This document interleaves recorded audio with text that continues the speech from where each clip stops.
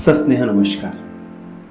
Bharat Ratna doctor Babasaheb Ambedkar सामाजिक समता सप्ताह 2026 अंतर्गत विभागीय स्तर मुलांची शासकीय वसतिगृह निंभोरा अमरावती येथे विविध स्पर्धा कार्यक्रम उपक्रम घेण्यात आले. स्पेक्ट्रम अकॅडमीच्या regional head Deepali Brahme madam यावेळी यांनी विद्यार्थ्यांना मार्गदर्शन केले. No formalities. Deepali Dhansing Brahme MA BA master in martial arts.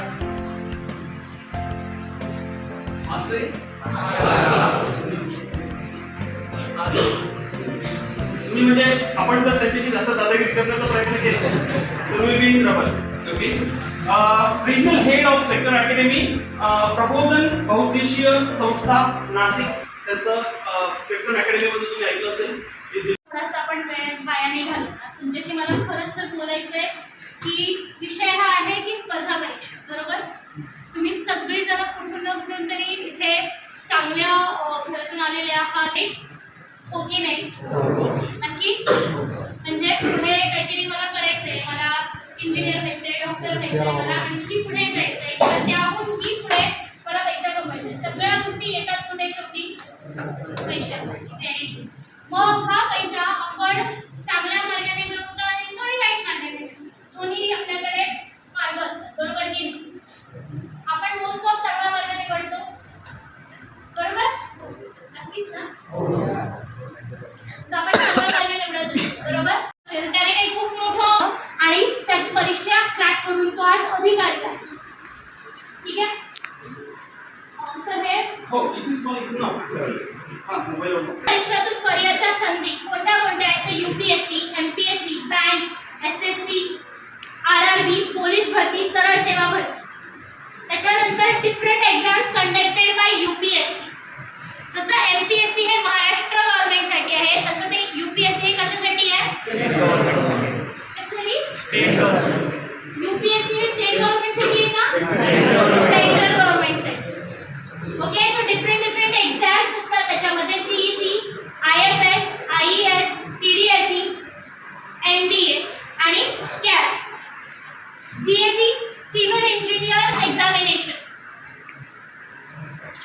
IFS Indian forest services. IES Indian engineering services.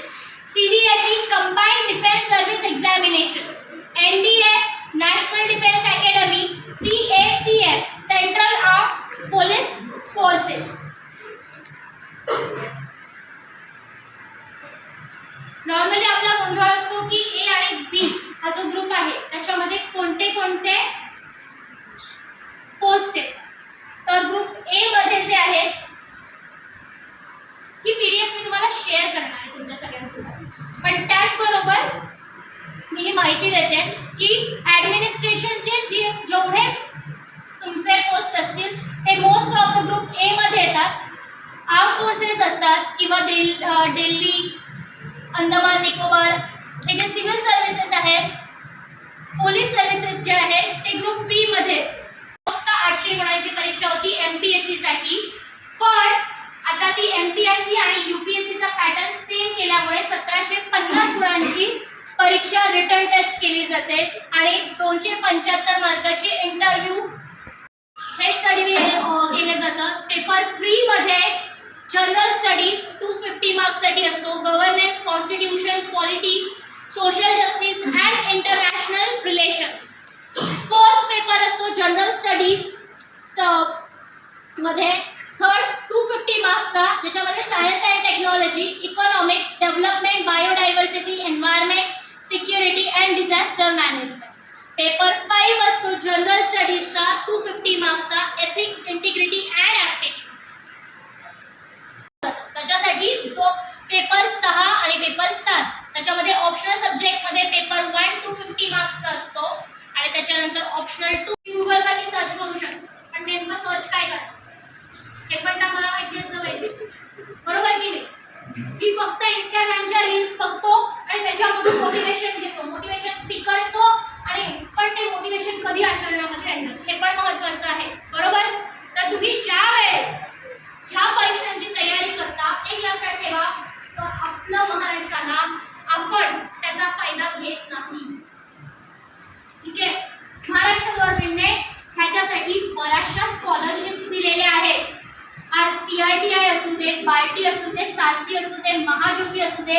किंवा आणखी कोणतं महामंडळ असू दे, प्रत्येकाने इवन आरटी, ठीक आहे, जो माता समाजासाठी काम करतो, नव्याने उभारलेला आहे, ते सुद्धा काम करतात.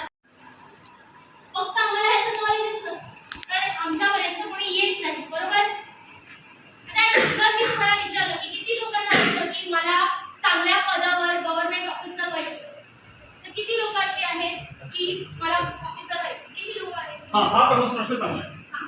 कारण मी खूप बोलले, कारण आता मला ह्याच्याची माहिती नाही की किती जणांना फक्त हा. 5-15 परीक्षा हा द्यायच्या. प्रश्न चांगला आहे. कारण मी बोलणं, अरे मॅडम काय आहे, तुम्ही काय सांगताय, मला तर परीक्षेची तयारी करायची नाही, मी तर फक्त ऐकतोय कारण मॅडम सरांनी सांगितलं म्हणून मी बसलो. हा मी किती जणांना सांगितलं बसायला, म्हणून मी नाही सांगितलं, आपल्या मनाने आलेले आहे.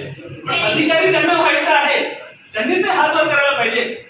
आणि जरा मनापासून सांगा की किती जण आहेत की ज्यांना असं वाटतं की मला खरंच अधिकारी यांच्यासाठी काय वाजव.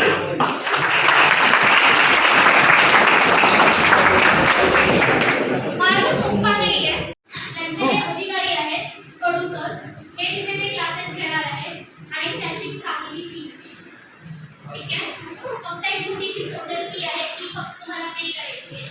आणि तुम्ही तो कोर्स करून त्याचा फायदा असा की हे अधिकारी व्हायचंय, पुढे जायचंय, त्यांनी या कॅलेंडरवरती स्कॅन करून स्वतःचं प्रत्येक दिवसाचा दिनविशेष, त्याची माहिती, त्याचा प्रत्येक गोष्ट याच्यामध्ये दिलेली, जी तुमच्या, हो सर, हे एक प्रकारची नोट्स आहेत, तुमच्या अभ्यासच आहे. आणि याच्यामध्ये तिथी आणि ते काय म्हणतात त्याला, याचा सण वार वगैरे काहीच नाही. याच्यामध्ये फक्त आणि फक्त नॉलेज बेस्ड इन्फॉर्मेशन. तिथी आहे, आज ही पूजा करावं लागते ना, ते करावं लागते, काही विषय नाही आहे. We are very scientific people आणि यू टू. याच्यामध्ये तर तुम्ही बघितलं हे एवढं मोठं कॅलेंडर तयार केलं, याच्यामध्ये फक्त नॉलेज बेस्ड इन्फॉर्मेशनच आहे, दुसरं काहीच नाही. त्याच्यामुळे हे आपल्याकडे त्यांनी एक अड्डा दिलेले आहेत, तर ते ज्यांचे अधिकारी बी व्हायचं नाही, नेता बी व्हायचं नाही, त्यांना माफिया व्हायचं.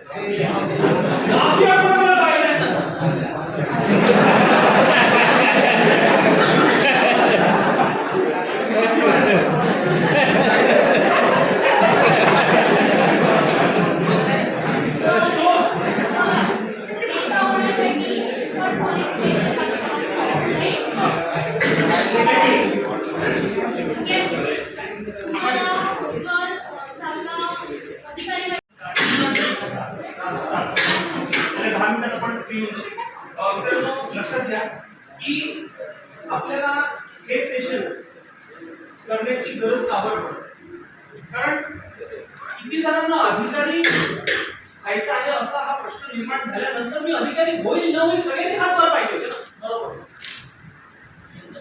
तुम्ही व्हेरीफाय. आपण थोडस आता पुढे 10 मिनिटं या त्यांच्या सेशनवर थोडंसं मनन चिंतन करू आणि मला काही 2-3 प्रश्न पण आहेत त्यांना विचारायचे. पुढल्या 10 मिनिटात पण ते तुम्हाला एक प्रश्न असेल. आणि सुंदर अशा या इंटरॅक्टिव्ह सेशनमध्ये गमती जमतीमध्ये विद्यार्थ्यांपर्यंत नॉलेज बेस्ड इन्फॉर्मेशन दीपालीताईंनी पोहोचवली.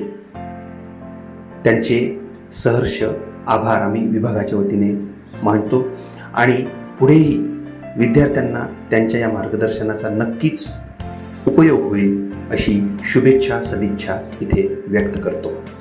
खूप खूप धन्यवाद. नमस्कार.